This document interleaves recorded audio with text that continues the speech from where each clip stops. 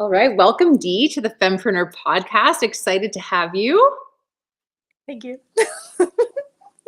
Where in the world are you located right now? Today, I'm hanging out at the Hideaway in Tumbler Ridge, BC.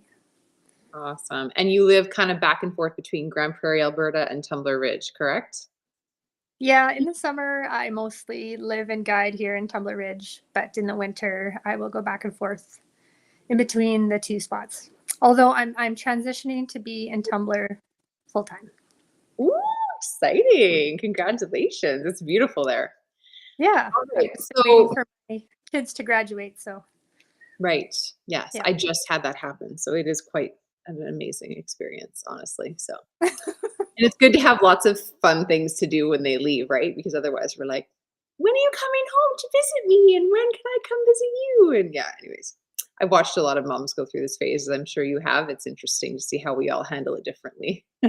Or dads. Dads seem to be worse. Oh, really? Yeah.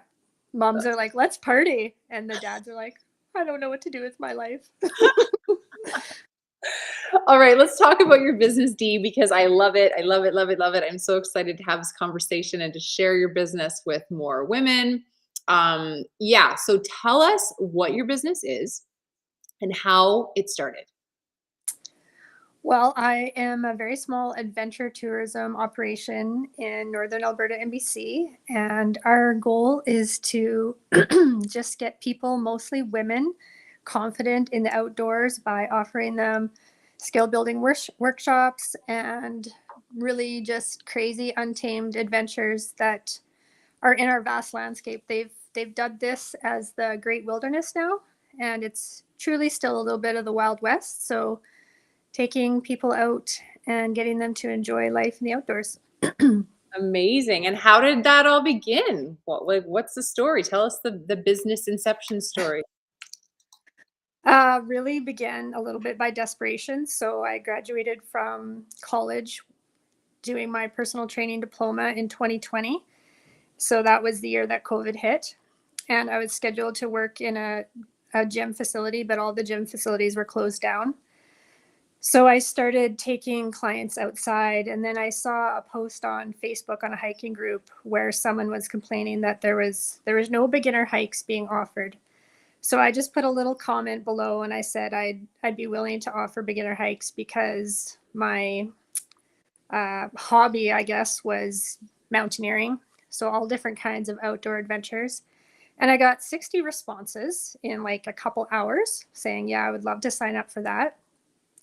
Once people saw that I was going to charge a little bit of money for that, everyone changed their mind. Although with that post, I still got 20 people to come on a hike where we set them up and we kind of mentored them to be outside, because at that time nobody was used to being outside. Everybody had their lives inside or their lives outside of Canada. They were traveling and they really didn't have any experience in our own backyard, which I thought was totally insane. So that's kind of how it started. Wow. All right. So you had a bunch of people say, "Yeah, I want to do this beginner hike thing." And then you were like, "I'm not doing this for free," which is good for you, by the way, because that's huge for you to know your value right off the bat. It's not very common in fempreneur land. So yeah, that's really cool that you immediately were like, "Yeah, I don't know why I would do this for free, so I'm not." And so from there, like, tell us the long version of the story. Like, we are in no hurry. Like, what kind of conversations did you have with that first group of women that led you to doing what you're doing today? Well, okay, the long version would be I started out on that first hike and I just absolutely loved guiding people. And I really didn't realize how many people were afraid of the outdoors, afraid to go out alone, intimidated by not knowing what they were doing, not knowing what type of gear they needed to have, not having the friends that maybe they wanted to go out with. Mhm. Especially, you probably know this because you lived in the Grande Prairie area. We're very industrial. And so we're not really known as like a granola type place. So there's just a lot of women that maybe, their idea of going out was going out for drinks, and going outdoors was completely foreign to Yeah. them. So I started developing that more, and I combined my fitness with the outdoors, and I offered a lot of 4 weeks training programs. So we would train for 4 weeks and then head to the mountains. And Wow. at that time, I really had no idea what I was doing. I didn't have any permits, I didn't have a guiding certification. I just loved taking people out. And it was great at first until some people started noticing what I was doing and said, well, you don't have permits, you don't have a guiding certification. So I decided, yeah, this is what I want to do. This is my true passion. I mean, I liked fitness, but it was really the means to an end for me. It Mhm. was so I could be outside and did what I wanted to do outside. Yeah. And so I started pursuing my Association of Canadian Mountain Guides hiking certification. And that is a 3 year process.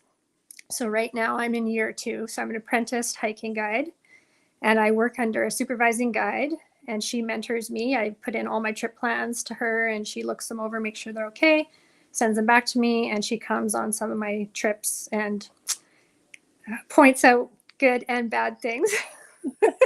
She's awesome.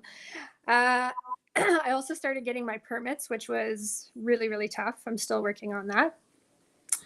And eventually I realized that fitness and guiding, as being a single parent, really hard to make work financially because they are both non-consistent. So Mhm. guiding is very seasonal financially, so is fitness. Mhm. And I was finding that I couldn't do both of them financially. So I decided to drop the fitness and go full into the tours and focus my energy on that. And Wow. this is our first year being Untamed Tours. So we just rebranded. We're just doing our brand relaunch like right now. You probably noticed. Yeah, it's awesome. Good for you. I love it. Yeah, I'm not even doing it. I hired a brand manager, the best decision of my life. Nice. And yeah, Untamed Tours is being launched and we are going hard. Yeah, you are all in now. I remember when we talked when you were here in Calgary for the outdoor show that you were talking about the phase that you had been in, which was kind of like, I don't know. There were days when you were like, should we just quit? And like your business partner was there and we were chatting and like you went from that to just being like fully in. So that is so cool. Yeah, a big part of the decision to just really commit to it, I guess, was I received a large fund from the Southeast Mackenzie Trust, and they're supporting economic growth in this area. So Tumbler Ridge, Mackenzie, Dawson Creek, and Fort St. John is very specific to this region. So I was able to get a lot of support from them, and that's what enabled me to build my new website, to offer new products, to hire the brand manager, the whole 9 yards. So that's been instrumental. Good for you. Good for you. So did you go out and apply for tons of different grants, or did this one just kind of magically land in your lap without even looking for it? Like, how did that happen? No, I've been applying for grants for the last 4 years. So I am steady on the grants. I probably apply for 2 to 3 per year, and I am usually awarded one per year. This one was something that I've been working on for 3 years. I knew about it. It's an extremely long application that involves a lot of finessing, let's say. And it was extremely intimidating and actually was told that I probably didn't fit into the category, but I decided to take the plunge anyway. And I worked with the trustee, and he's amazing, and he just encouraged me to keep going. And he kept handing it back to me saying, you got to do this, you got to do that. So then I would take it back and redo it and hand it in. He's like, okay, now you got to work on this. So Wow. he really mentored me, actually. It was great, but eventually I got it. Right. And now knowing what you know, do you feel like applying for grants and getting grants going forward is going to be a lot easier because you kind of know the ins and outs of it, or is each one a little different or They're all different, but they're all the same. Yeah, you know where to look, you know who to talk to. Now that I have a very dialed in business plan with extremely dialed in financials, that's what they wanted to see. Mm, It's pretty easy for me to just take that, copy it, and send it to something else. yeah, And I also am writing grants for my day job, so it's become something I'm just pretty good at now, I guess. right, right. So you still have the day job. You're not doing Untamed Tours full time yet. Yeah, I got a new day job that's more Oh, consistent than fitness. So I am contracted through the BC Snowmobile Federation and I manage the snowmobile clubs in the north. oh my gosh, that is so cool. How long have you been doing that? I just finished my first year and they just renewed my contract in July. Good for you. So it's so in line with what you're doing in Untamed Tours as well. Wow, that's awesome. Yeah, it's great. Congrats. I learned the ins and outs of the BC government, and a lot of it coincides with what I'm doing. I do a lot of mapping and ground earthing, and I walk trails, and so it's very familiar. Sometimes the administration isn't so familiar, but yeah, it's good. It's a good fit. Fantastic. Okay, so now let's talk about some of the challenges, like some of those really hard moments in your business growth journey thus far. Maybe you're in one right now. It doesn't matter what it is. Just tell us about it, how it felt, how you dealt with it. Like, don't hold back. Tell us everything. Well, you'll have to wait for my book to come out. This has been the hardest thing I've ever done. Honestly, okay, that's a lie. The hardest thing I ever did was get through my divorce. Mm, But getting through my divorce really showed me that I could do anything. And this was second in line with being hardest because I really was a pioneer in this part of the world. So tourism isn't new, adventure tourism isn't new, but being a female guide in northern BC and northern Alberta was new. So I don't hunt, I don't fish, and I don't kill things. So that ecotourism piece has never been here. right. So there's just so much that I could talk about that is difficult. Permitting is really, really tricky. And it only got trickier with Native consultations. And I don't, begrudge Native consultations, but the process is a lot longer. And when you're applying for multiple parks in one huge geographic area, there's sometimes up to 12 bands that overlap each individual park. So I'm maybe asking permission from up to 48 different bands for a permit. They don't all agree, and there's just a lot of moving parts there. So that's been really, really challenging. Mm. I also maybe didn't get the local support from the town of Tumbler Ridge. I kind of got a little bit of pushback from some people who have just been here forever and didn't want to see anybody new pop up. So I got a bit of like hate on social media. I got some people messaging me like mean remarks. Wow.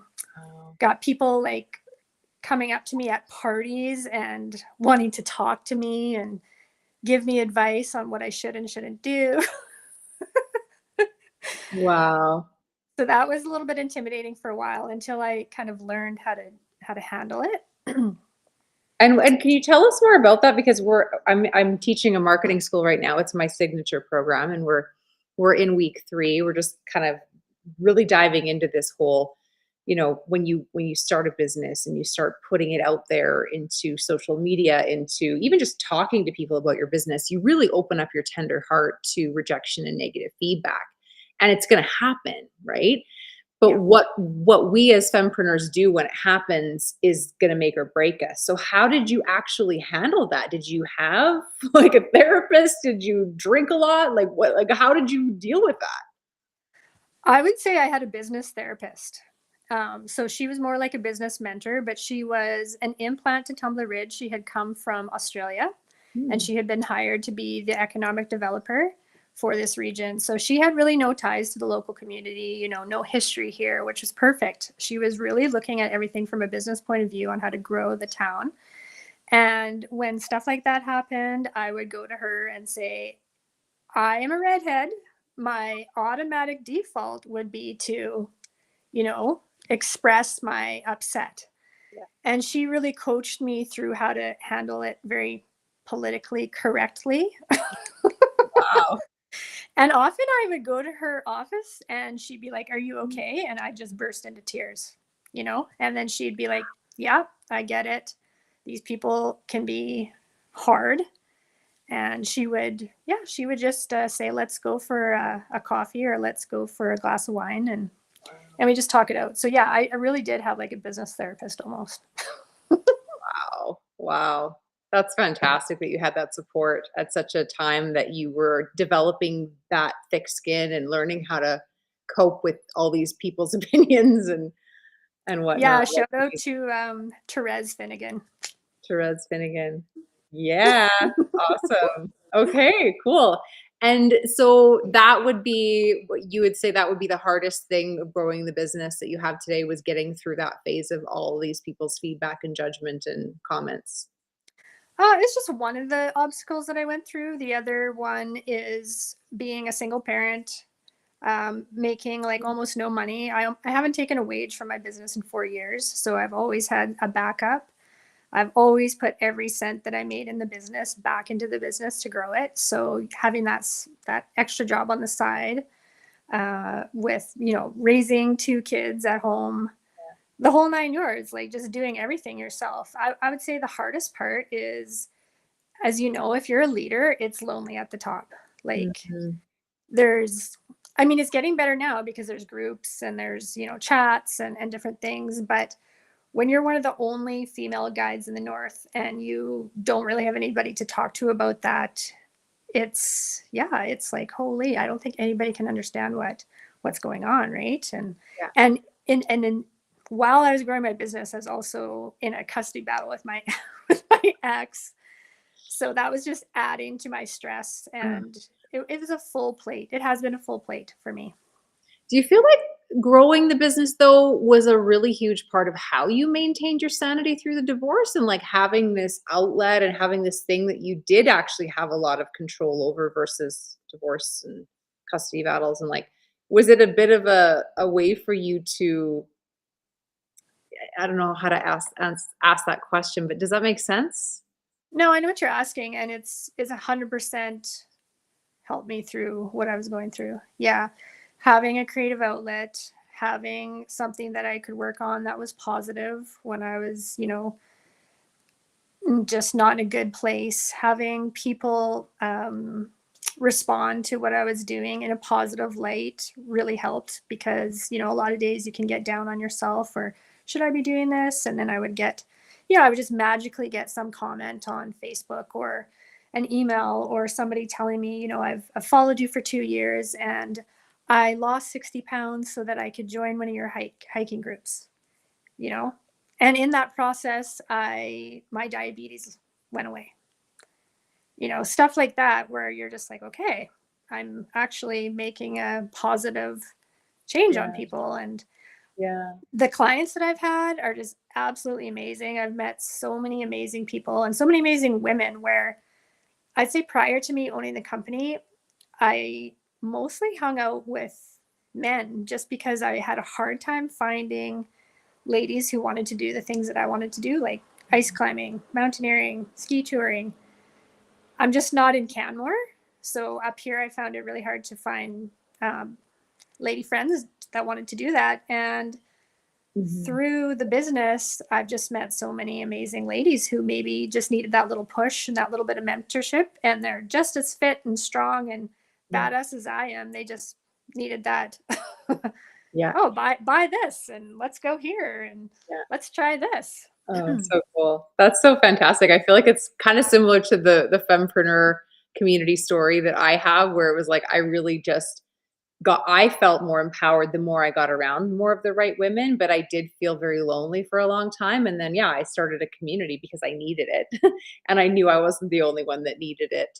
And it was just really, really fulfilling to hear the stories, like you said, of like, oh, well, this is what's happening because I'm doing this thing that you shared, or I came to this event and made this amazing connection, and now my business is doubled, or whatever, right? So it's really neat how when we step out and we start these groups or communities or businesses or whatever we're calling them, that it really does have such a ripple effect. And I want to circle back to the mom piece because I know there were many mom guilt moments when I put my son in front of the TV to, rebuild my website for the 400th time or whatever it was, right? And at the same time, I really did notice after a few years of that, that the mom guilt really faded away, and I realized that I was giving my son a gift of being able to watch someone grow a business, and he had a front row seat to everything, and he met all those first clients that I had, and he heard those phone conversations. Unfortunately, we'd be driving in the car sometimes, and we'd be talking, and all of a sudden I'd see that my newest client, my big client, was calling, and he'd have to, like, stop talking so I could take the call, but he was, like, in the whole thing, and I think that was a real gift for him. And I'm just curious to know your stories around that and around building a business with your kids right there watching a lot of it. Like, do you feel as well like that was a gift for them? Or do you feel like there was a lot of mom guilt there too? Or like, what's your take on all that? I think that's something that I'm going to have to ask my kids in 10 years. Like, I have teenage boys, Right. and they're difficult, you know. Yeah. They would say to me, "Mom, are you going to buy groceries this week?" Because I was that broke, right? Yeah. Like, Yeah. and then, "Are you going to buy some meat this month?" And then they'd ask me questions like, "Can't you make any more money?" Yeah. Yeah. And I'd have conversations with them about actually how hard it is for women to make money. And I'm not kidding, like, I don't know anybody that works harder than me. And I try my hardest to make money. And it's just not an easy thing, especially after you've had a hiatus of 15 years being a stay-at-home mom. Yeah. So I think those things will come to them, but it was very survivor, what's happening in the moment for them. Right. Yeah. Interesting. Yeah, that's interesting. I know for my son, like, he definitely saw the financial pressure and the financial restraints. He watched them start to melt away. He saw the transition, over about a 3-year period. I think he would have really noticed the difference, but yeah, I probably should ask him about that as well. I'm not really sure how he feels about it.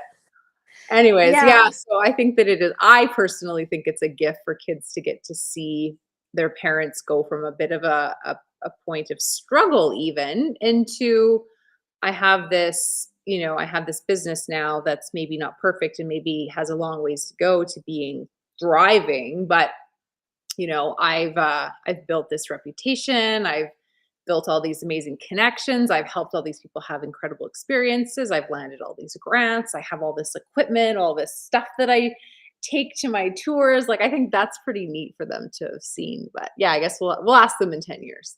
Yeah, for sure. I mean, they like things like I did a helicopter photo shoot with my middle son. So him and his girlfriend were my models, and we got to fly all around the Heart Range Mountains and take photos. I mean, they like stuff like that. Yeah, yeah, when they get to be part of it. You have 3 boys? Yeah, two. One is adult, and he's lives on his own, but the other two were 16 and 17. And my middle son, he's a little bit more mature, and he would say things like, "I'm glad you're doing what you want, mom," Oh, and stuff like that.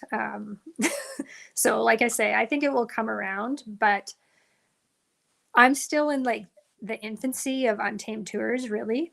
I've been running it for, well, Jade Fit for 3 years. This will be my first year switching over. So 5 years total. Next year will be my fifth season. I feel really strongly that I am going to be making that mhm, turn around that corner. mhm, And they have yet to see that, mhm. where I'm not going to be, struggling quite as much as I have been. So that's definitely coming down the pipe for sure. Yeah, yeah, for sure.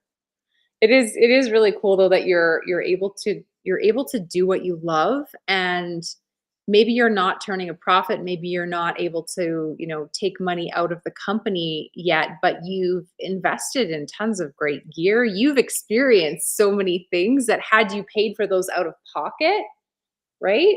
Maybe they wouldn't have been able to happen. Like, I don't know, there's so many different ways of looking at this stuff, right? But I just think it's Yeah. so fantastic that you've continued to follow your heart. And I mean, probably, I know for me too, I made tons and tons of financial sacrifices. I definitely kept my eye on the long game and Yeah. didn't do a lot of those short-term gratification things with money that a lot of people around me were doing. And I'm really glad that I did make those decisions. But at the same time, it's really just come down to what do I love and what do I want to be doing with my time? And like, Oh, I think 100%. ultimately, if you can't answer that question, then I don't know how people are making their decisions every day if they don't know the answer to that? That's the thing. Like, I only have 2 more guided trips this year, and then guiding season's over, and I'm dreading it. Like, I'm like, Yeah. what am I gonna do? Go back to my day job? How terrible. Yeah. Yeah, right? And then is Yeah. your winter taken up with a lot of, like, outdoor shows and just planning the next year? Or, like, how do you kinda get through the winter? Well, I work my day job, but I'm planning all winter for the next year for sure. And actually, teaser here, we are traveling abroad to figure out how to get others to travel to this really untamed place abroad. Mm, So we're doing 3 weeks where we figure out planes, trains, and automobiles. Plus, it'll be a 7-day trek as well that we're going to be doing in the mountains. And yeah, so I'll be spending 3 weeks figuring that out abroad. And then I do all my planning. I try and hire all my guides. I book all my lodges. I get all my contracts going all a year ahead of time. right. And then I have to add that to the website. Yeah, Yeah. yeah. Good for you. Yeah, I know for me, I'm doing 2 retreats in Mexico this year in Playa del Carmen, and yeah, it's similar to, like, you've gotta do a bit of planning for sure, but mostly it's just, like, get it on the website, start talking about it, like, make sure people know, and for me, I feel like this is similar for you.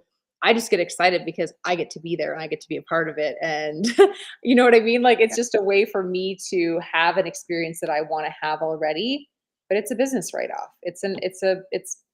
Like, a lot of people who don't have businesses don't get those kind of perks, which I think is another reason why I love being an entrepreneur. But yeah, planning Well, trips. honestly, it's like you almost live for free.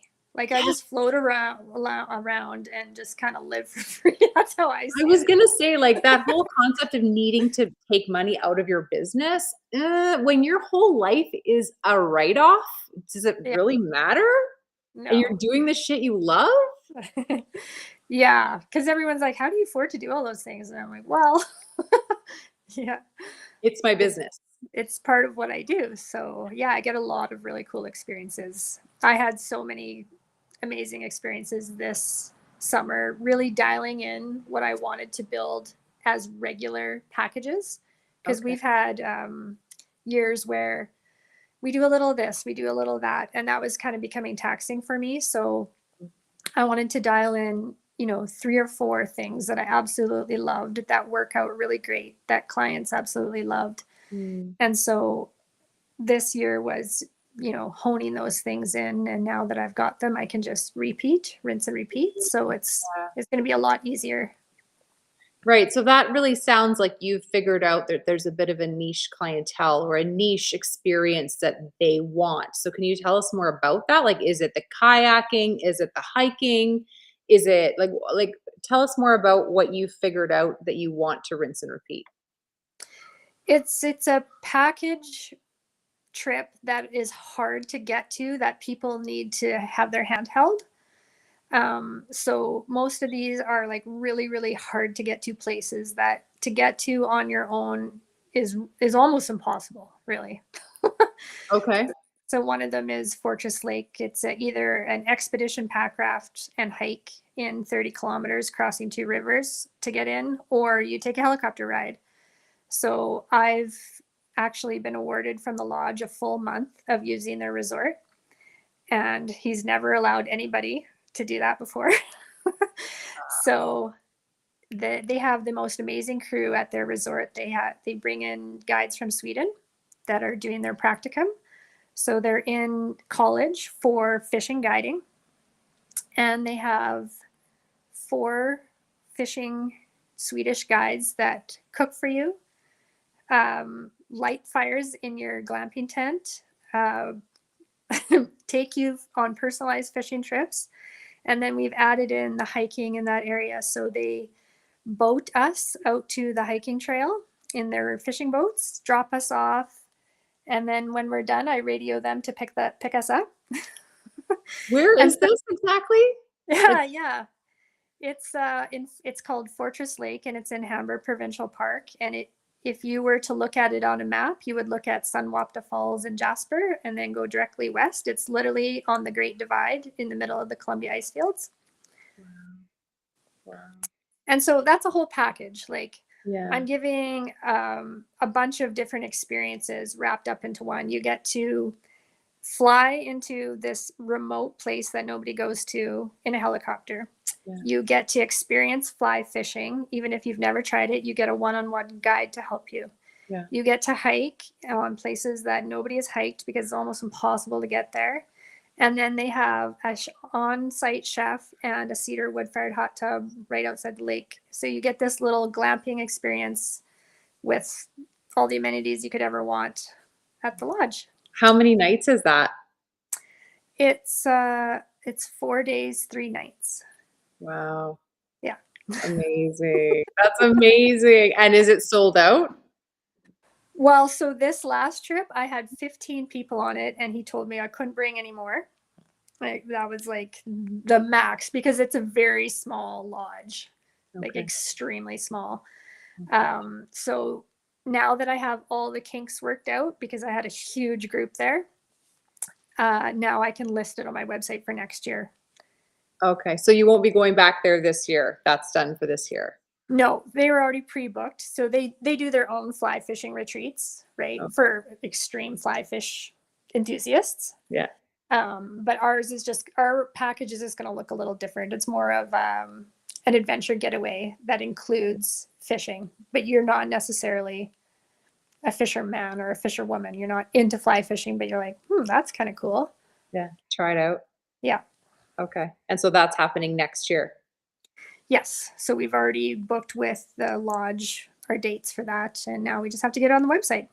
Awesome. Awesome. And you said you have 2 more tours still this year. What are those?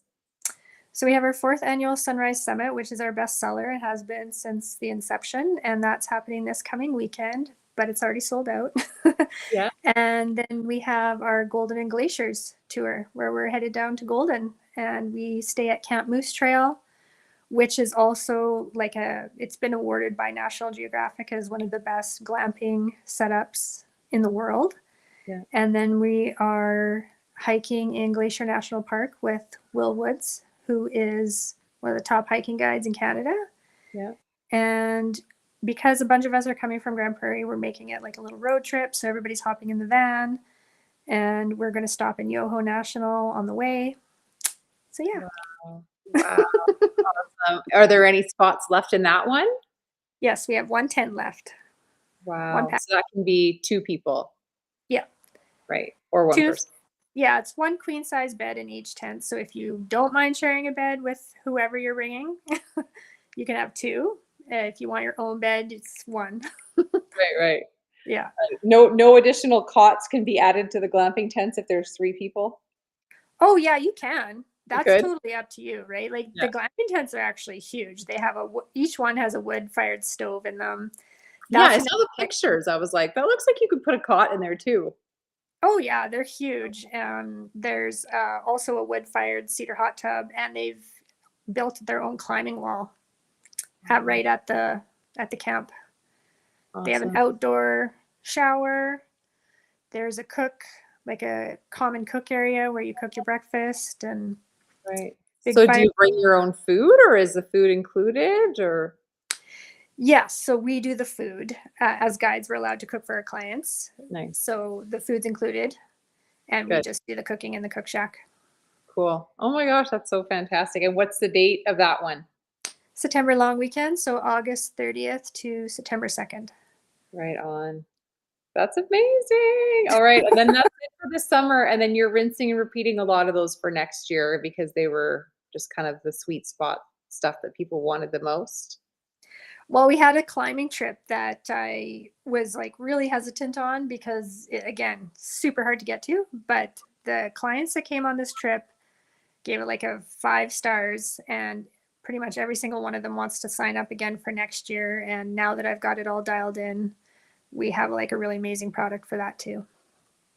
Fantastic. All right. So untamedtours.com, if you want to travel, and, explored places that you will probably never get to on your own or never be able to find people cool enough like Dee to take you there.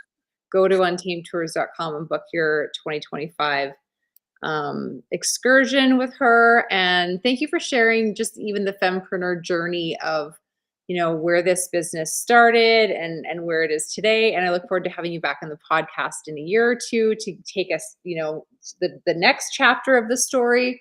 You said you're writing a book, which is super exciting. Ah, yay!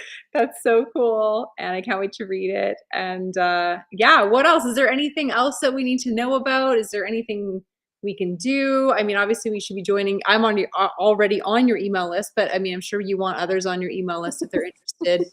What else? What else should people do? Well, I got to talk about this book because it's going to be so awesome.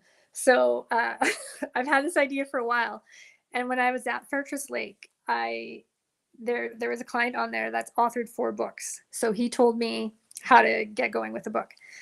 And what it is I want to interview every lady that started a business and what happened to them behind the scenes. So each chapter is going to be a story of something you would never share on social media. You've got a pen name, you've got a pen business name. We're not going to say who's what, but it's like, what happens behind the scenes? What's really going on behind these little businesses that are struggling or trying to make a go of it. And my sister is also an entrepreneur, and she owns a fresh cut flower garden. And she has the most hilarious stories. And we get on FaceTime and we swap stories and we just die laughing. Like if anybody knew what was going on behind the scenes. So I want to invite a bunch of killer ladies, get us into a room over a weekend. Let's start sharing stories and make an amazing book. Yes. Fantastic. I love it. I love it. Okay. That's a great idea. Okay. So get in touch with Dee. If you have a story that you want to put in her book, this is the reason to get in touch with her. And yeah, I can't wait to read that. You got to be in it. Well, I was just going to say I have a story, so I might be in it. Yeah, we need to have a couple glasses of wine and get the stories going. And, I'll just put the video on record.